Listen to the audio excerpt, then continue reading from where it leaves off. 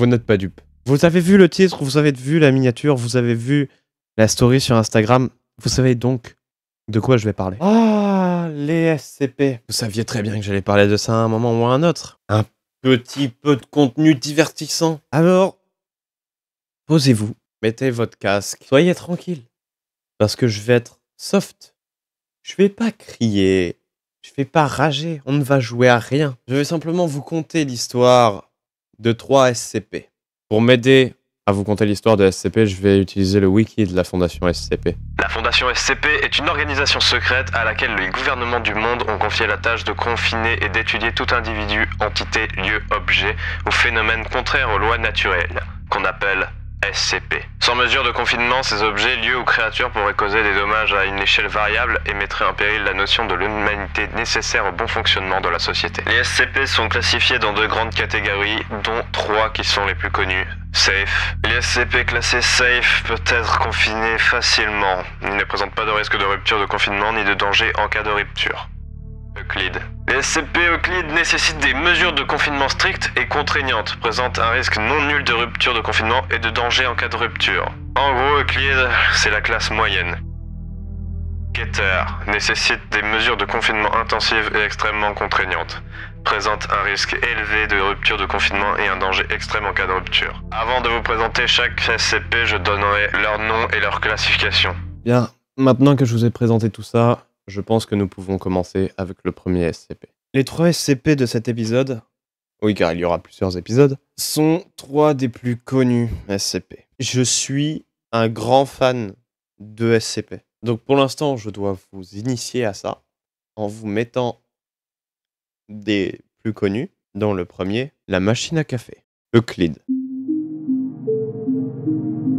SCP-294 ressemble à une machine à café standard, la seule différence notable étant un clavier avec des touches correspondantes à celles d'un clavier QWERTY anglais. Lorsque l'utilisateur dépose une pièce de 50 centimes américains dans l'air fente, il lui est demandé de taper le nom d'un liquide en utilisant le clavier. S'il le fait, un gobelet en carton standard sort de la machine et le liquide indiqué y est versé. 97 tests initiaux ont été réalisés, contenant des demandes d'eau, de café, de bière, de soda et de liquides non consommables tels que de l'acide sulfurique, du détachant de l'essence, ainsi que des substances n'existant pas habituellement en l'état liquide tels que l'azote, le fer et le verre.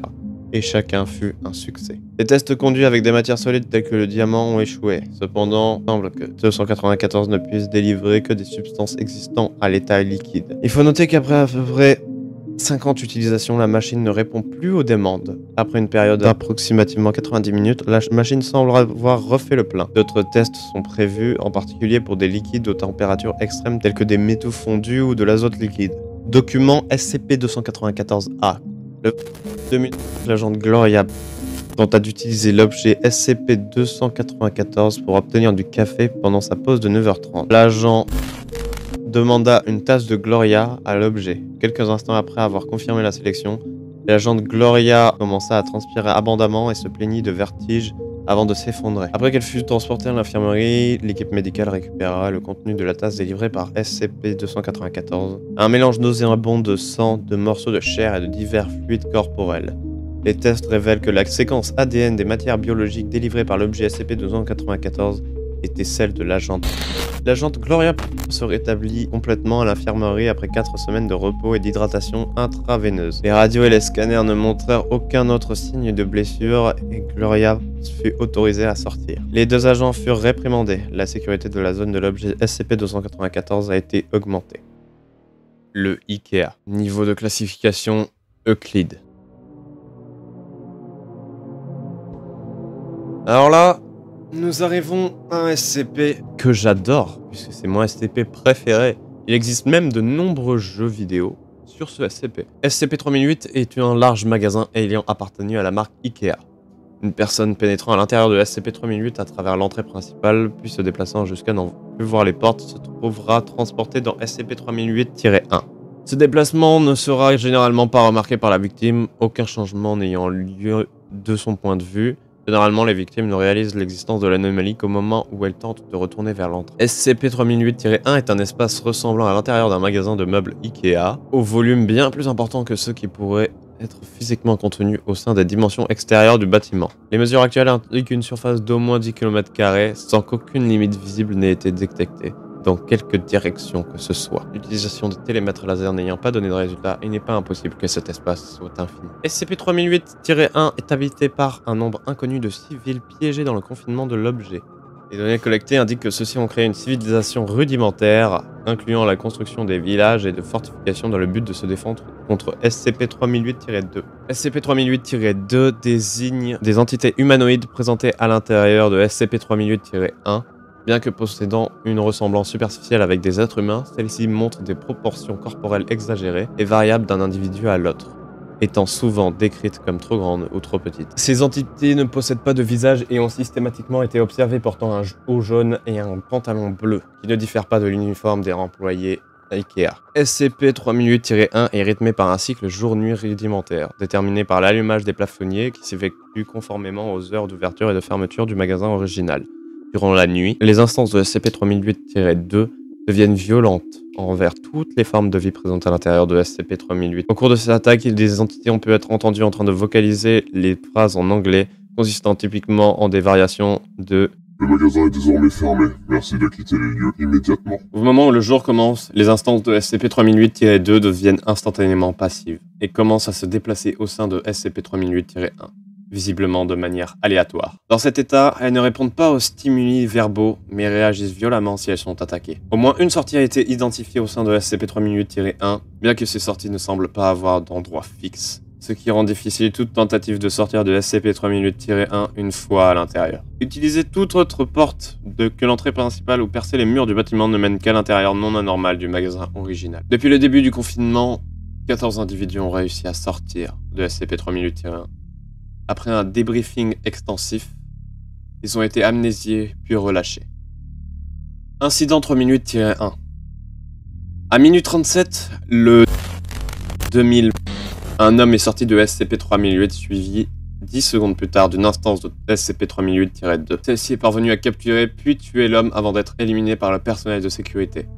Cet incident représente la seule occurrence d'une instance de SCP-3008-2 sortant de SCP-3008. Une autopsie complète du cadavre fut réalisée. L'homme avait avec lui un journal de la marque Ikea dans lequel il semblait avoir documenté son séjour à l'intérieur de SCP-3008-1. Le journal est retranscrit ci-dessous.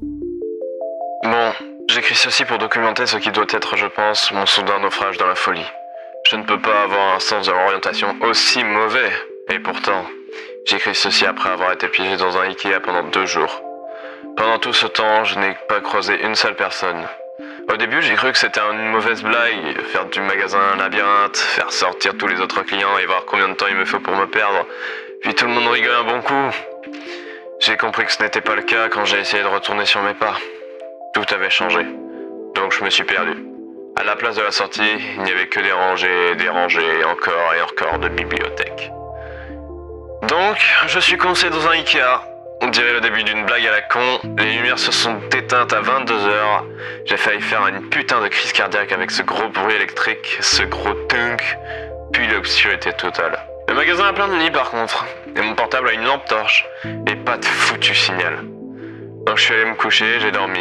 J'ai passé presque tout le jour suivant à chercher une sortie, mais sans succès. J'ai trouvé un restaurant qui servait les fameuses boulettes de viande, donc au moins je ne mourrais pas de faim. C'est sûrement la punchline de cette blague. Elle était encore chaude et mangeable, mais je n'avais vu personne qui aurait pu les avoir cuisinées.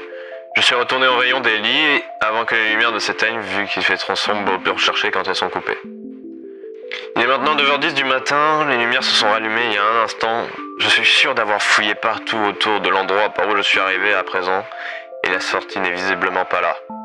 Du coup, je vais avancer dans une direction et croiser les doigts. 3e jour de ma mystérieuse aventure de Ikea magique. Au cas où je n'étais pas encore sûr que cet endroit avait quelque chose de vraiment bizarre, je suis maintenant. J'ai marché 3 heures en ligne plus ou moins droite avant de tomber sur l'échelle d'une de ces énormes étagères de la réserve. J'y suis monté pour tenter de me repérer, mais on dirait bien que cet endroit s'étend à l'infini. J'ai quand même vu quelqu'un bouger pas trop loin, donc je suis allé voir. Au début, j'ai cru que c'était un membre du personnel. Il en portait l'uniforme. Et peut-être que c'en était un. Peut-être qu'ils n'ont pas de problème à employer des monstres de 2 mètres de haut avec de longs bras, des jambes courtes et pas de visage. Ce foutu truc m'a complètement ignoré et vu qu'il n'y avait ni d'yeux ni d'oreilles, je ne sais même pas s'il savait que j'étais là. J'ai pensé à le secouer ou faire un truc pour attirer son attention, mais ses mains étaient assez grosses pour éclater une pastèque. Alors je me suis ravisé. Il n'a pas arrêté de marcher vers je ne sais où et j'ai fini par le perdre de vue. Donc j'ai décidé de continuer dans ma direction. Ça y est, j'ai trouvé d'autres personnes. Et oui, il s'avère que je ne suis pas le seul pauvre diable coincé ici. Tant mieux pour moi, je suppose.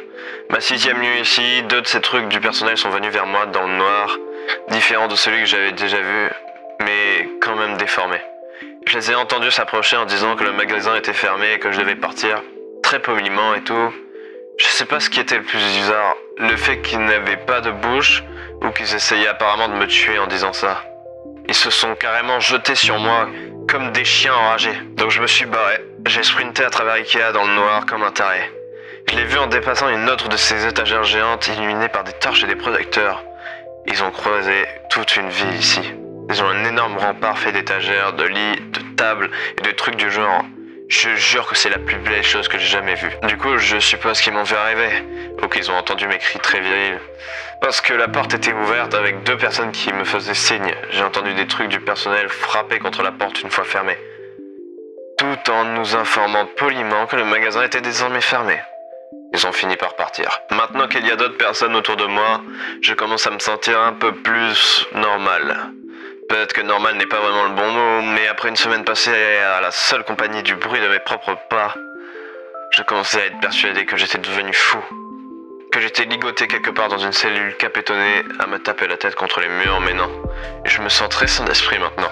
Merci beaucoup. Les gens ici appellent simplement les monstres du personnel le staff. Apparemment ils restent tranquilles le jour, s'occupent de leurs affaires en déambulant dans les allées, mais dès que la lumière s'éteint, ils pètent complètement les plombs, donc perdant la journée, les gens sortent pour trouver de la nourriture, de l'eau et tout ce dont ils peuvent avoir besoin.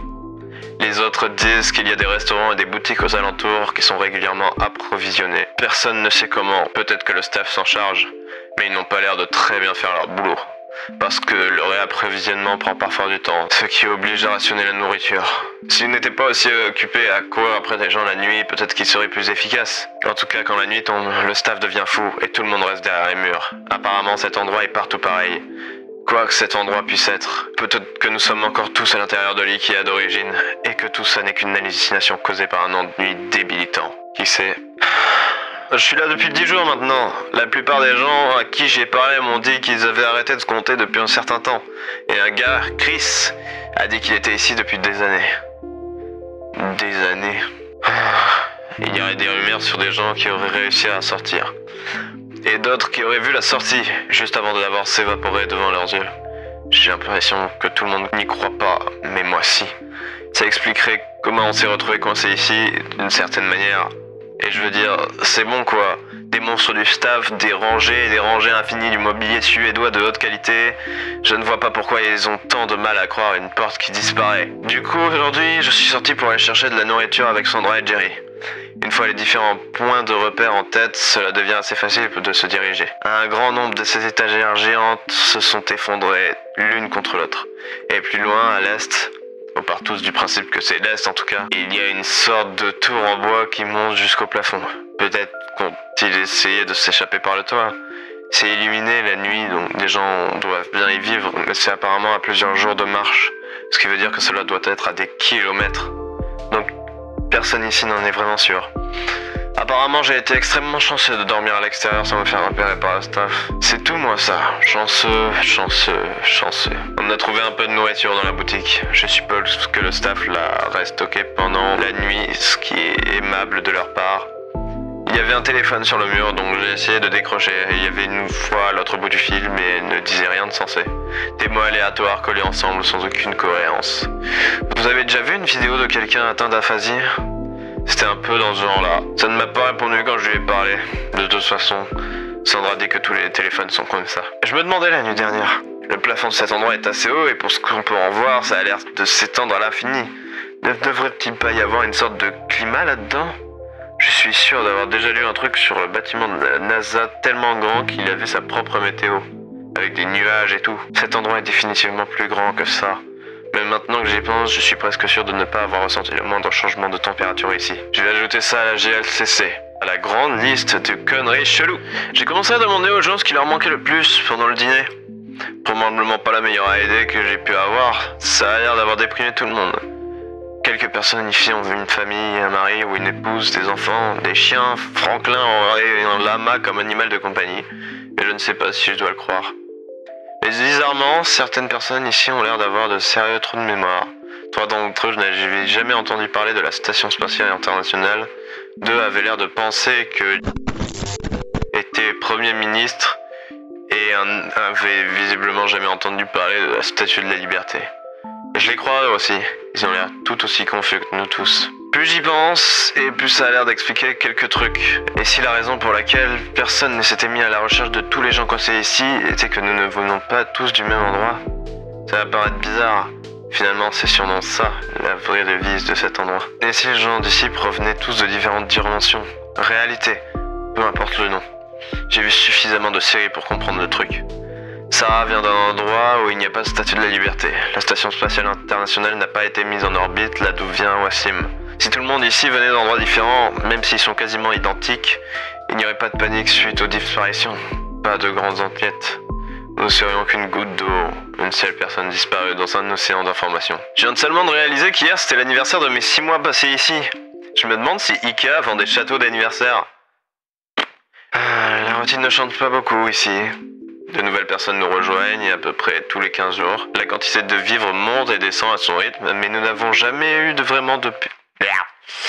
La quantité de vivres monte ou descend à son rythme... Ah, ta race. La quantité de vivres monte et descend à son rythme, mais nous n'avons jamais vraiment eu de pénurie. Ah, putain! J'en ai marre! La quantité de vivres monte et descend à son rythme, mais nous n'avons jamais vraiment eu de pénurie. On échange des trucs parfois si une vie se trouve à court de quelque chose. C'est rassurant d'une certaine manière. Ça nous fait un rappel que nous ne sommes pas seuls ici. Là-dedans. Quelques lueurs de civilisation. Parfois, ils apportent du matériel médical. Apparemment, il y a quelques pharmacies de quelques villes de caisses qui est régulièrement approvisionnées, donc ils partagent ce qu'ils peuvent.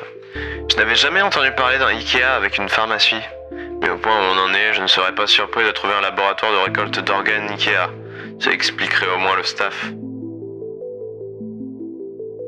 Les attaques deviennent vraiment sérieuses. Presque toutes les nuits, et tellement de membres de staff que leur corps s'empile suffisamment haut pour permettre aux autres d'escalader les murs. Je pense qu'on a un vrai problème là. Je crois que c'en est fini d'échange, notre belle cité. On a été frappé assez salement la nuit dernière, pas beaucoup de victimes mais le mur est détruit. On a finalement compris pourquoi les attaques avaient empiré.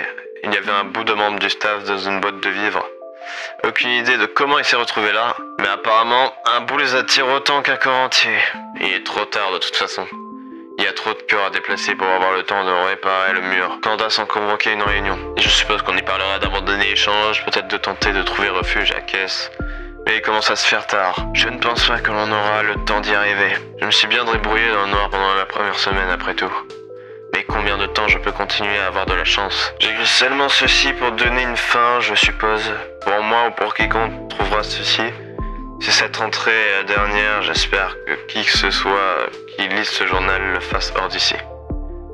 Ma plus grande peur, que si je meurs cette nuit, je me réveille à nouveau dans cet endroit. Fin du journal.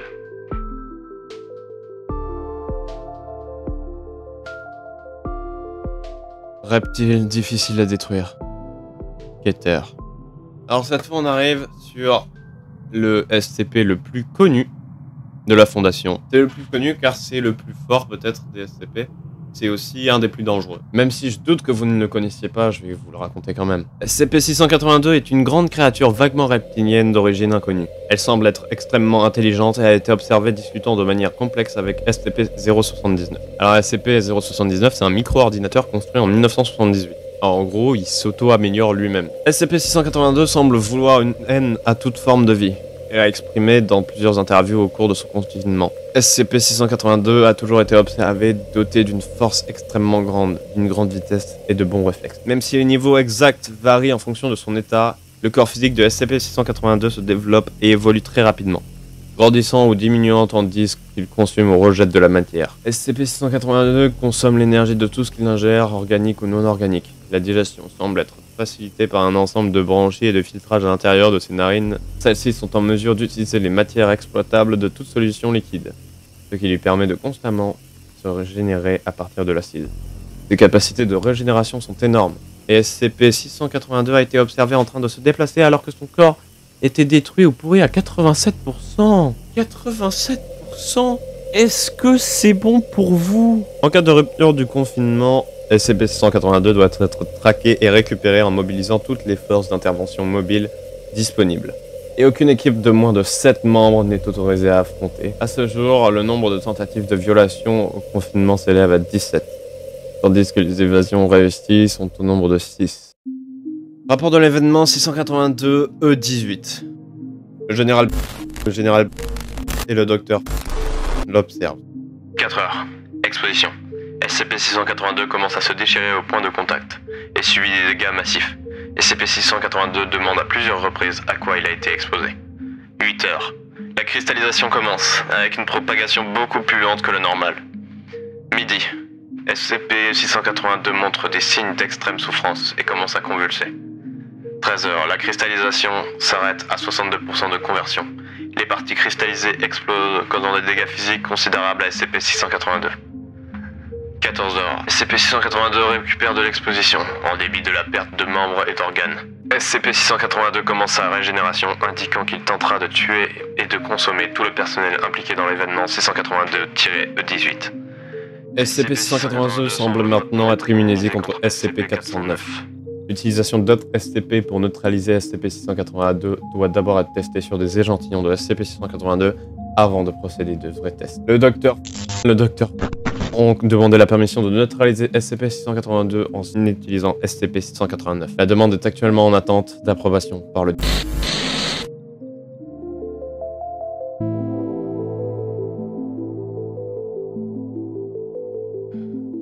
J'ai adoré, sachez-le, j'ai vraiment adoré faire ça. C'était une expérience incroyable et j'espère pouvoir la refaire encore. Donc si vous avez aimé, n'oubliez pas de liker, de partager, de commenter, de vous abonner, absolument. Faites-le par pitié. C'était Enderkiller et je vous dis à la semaine prochaine pour une nouvelle vidéo